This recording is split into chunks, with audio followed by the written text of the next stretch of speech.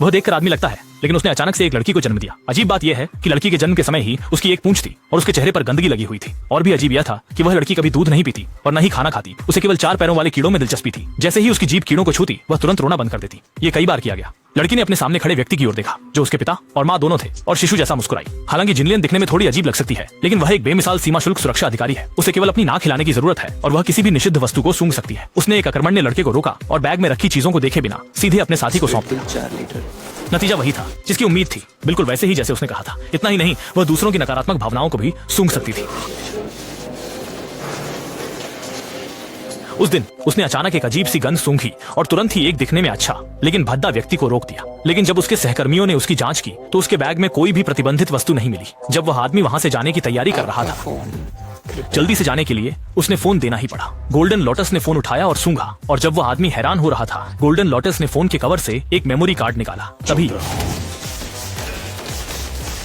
सहकर्मी ने स्थिति देखते ही तुरंत उस अश्लील व्यक्ति को काउंटर पर दबोच लिया और एक अन्य सहकर्मी को बुलाकर उसकी मुंह से जबरन मेमोरी कार्ड निकाल लिया। जांच के बाद पता चला कि मेमोरी कार्ड में बच्चों से संबंधित अनुचित वीडियो थे। इतने बड़े मामले को सुलझाने की क्षमता देखकर नेता बहुत उत्सुक थे।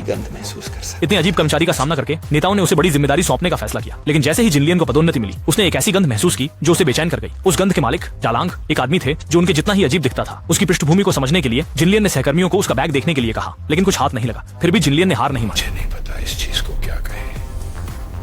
जब गोल्डन लॉटस को इतना आत्मविश्वासी देखा तो सहकर्मी ने बड़े व्यक्ति को ड्रेसिंग रूम में ले जाया। इस बीच गोल्डन लॉटस ने सावधानी पूर्वक प्रत्येक वस्तु की जांच शुरू कर दी। जब उसने एक शर्ट देखी तो उसमें से आती तेज गंध उसे आकर्षित कर रही थी, लेकिन उसे सूंघने पर बस एक अजीब सा एहसास होता है। सिर्फ इतना जानता है कि गंध बहुत जानी पहचानी है। इसी समय उसके सहयोगी ने जांच खत्म कर ली और सिर हिलाकर इशारा किया कि कोई संदिग्ध चीज नहीं मिली। लेकिन स्थिति थोड़ी अजीब हो गई, क्योंकि दालांग के पास 2 प्रजनन प्रणाली थी। यह स्पष्ट नहीं था कि वह पुरुष था या महिला, और उसकी पूंछ की हड्डी पर एक उभरी हुई चोट का निशान था। ये सुनते ही जिनलियन के चेहरे पर एक उलझन भरी अभिव्यक्ति थी।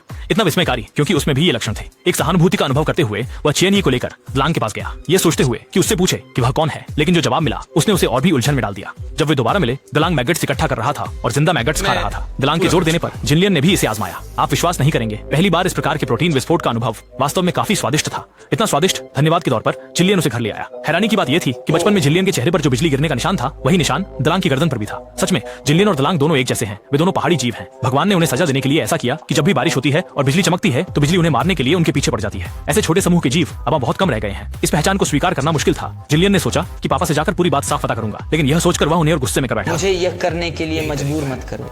इसे करने तुम मुझे क्यों नहीं दिखा रहे हो? ये प्रमाण है कि वह वास्तव में एक पहाड़ी दानव है। वह वापस आकर राजा से थोड़ी समझदारी से बात करना चाहती थी, लेकिन फ्रिज में एक अजीब सी गंध का पता चला। जिज्ञासा में उसने फ्रिज खोला और अंदर के डिब्बे को बाहर निकाला। जैसे ही उसने डिब्बा खोला, जिनलियन पूरी तरह से हैरान रह गई। उसमें एक मोटा बच्चा था। डर के मारे कि कोई देख न ले, उसने तुरंत उसे वापस रख दिया। उसी समय पुलिस के रास्ते में एक हिरण आ गया और तभी एक परछाई गाड़ी के पीछे से निकल गई। बाहर निकलो कृपया। जब पुलिस को पता चला तब तक अपराधी मर चुका था। जिनलियन घटनास्थल पर पहुंची और गंध की तुलना से समझ गई कि हत्यारा वास्तव में बड़ा भेड़िया था। उसने अपने वरिष्ठ को नहीं बताया, बल्कि अकेले ही उससे बात करने की तैयारी की। असल में बड़ा भेड़िया मानवता से नफरत करता था और अपने प्रतिशोध में वह नियमित रूप से मिट्टी जितने नरम बच्चे पैदा करता था। ये बच्चे बिना किसी चेतना के होते थे, जो केवल खाना खाते और सोते थे। बड़े भेड़िए ने इनका उपयोग मनुष्यों की वजह बदलने के लिए किया।